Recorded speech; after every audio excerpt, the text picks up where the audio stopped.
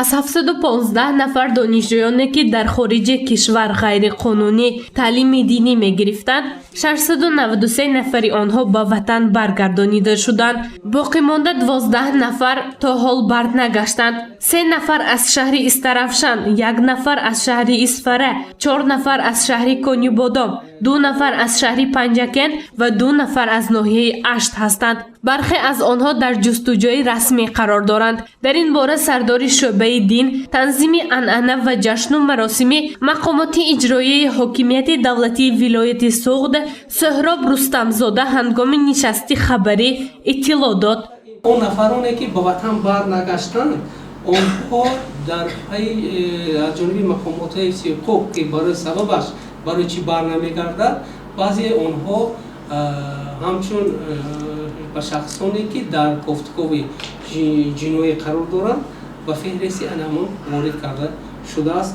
Дар Покистон буданд, дар Миср буданд, дар Эрон буданд, аксарияти онҳо омаданд, лекин ҳозир ҷой дорад, аксарият дар Арабистон аст. ҳамчунин дар нишасти хабарӣ гуфта шуд ки дар давраи ҳисоботӣ ҳангоми гузаронидани 4677 рейди муштараки аъзои комиссия, 173 ҳолати риоя накардани талаботи Қонуни Ҷумҳурии Тоҷикистон дар бораи танзими анъана ва ҷашну маросимҳо ба қайд гирифта шудааст, ки ин нисбат ба ҳамин давраи соли 2018 як ҳолат кам мебошад. риоя накардани талаботи қонун асосан ба моддаи 8, 9, 10, 11, 13 ва 14 қонун рост меояд. ва бояд қайд кард ки дар аксарияти шаҳрноҳияи вилоят дар баргузории тӯи маъракаҳо забти чорвои ҳам калон ҳам хурд нисбат ба соли 2018 коҳиш ёфта кам гардидааст ва шаҳрвандон ҳоло барои баргузории тӯйҳои худашон аз дуконҳои гӯштфурӯшӣ онро харида истоданд. ҳолати ташвишовари қабристонҳои вилояти Суғд низ аз мавзӯъҳои баҳсталаби нишасти матбуотии сардори шӯъбаи дин, танзими анъана ва ҷашну маросимҳои вилояти Суғд маҳсуб шуд. имрӯз қабристонҳо ҳолати ногувор ва хароб дорад. барои ба тартиб ва озода нигоҳ доштани он чораҳои амалӣ камтар аст. гузашта аз ин нархи як қабри нав 820 сомон, кушодани қабр ва дафни маит 200 сомонӣ арзиш дорад. ин нарху наво боиси пайдо шудани муаммо ва саволҳои пайдарҳам байни мардум аст. гузоштани санг дар қабр ҷоиз ҳаст ва ё ба ҷои он нишонаҳои металлӣ мегузоранд. ин яке аз суоли рӯзноманигорон ба сардори бахш аст.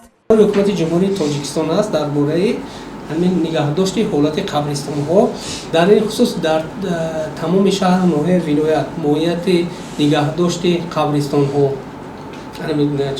зиёратгоҳҳо корбарӣ бароҳ монда шудааст. тибқи тартиби муайян карда шуда фаъолияти нигаҳдошт умуман ҳамин соҳаи вобаста ба озодии виҷдон ва эътиқодияти дини масъалаи қабристон ин тибқи талаботи мазҳабе ки имрӯз мо дорем, мазҳаби имоми аъзам бароҳ монда шудааст. вобаста ба мондани санг дар онҷо меъёри муқаррар карда шудааст ки бояд тартибаш чӣ хел бошад нишон дода шудааст. тибқи анаҳами қарори ҳукумати ҷумҳурии Тоҷикистон ба тартиби нигаҳдошт фаъолият бароҳ монда шудааст. ҳоло дар вилояти Суғд 13 масҷиди ҷомеаи марказӣ, 91 масҷиди ҷомеъ, 803 масҷиди панҷвақта ва 17 иттиҳодияи динии ғайриисломӣ мавҷуданд ва фаъолият карда истоданд. дар маҷмӯъ 924 иттиҳодияи динӣ дар асоси талаботҳои қонунгузории соҳа фаъолияти худро ба роҳ монданд.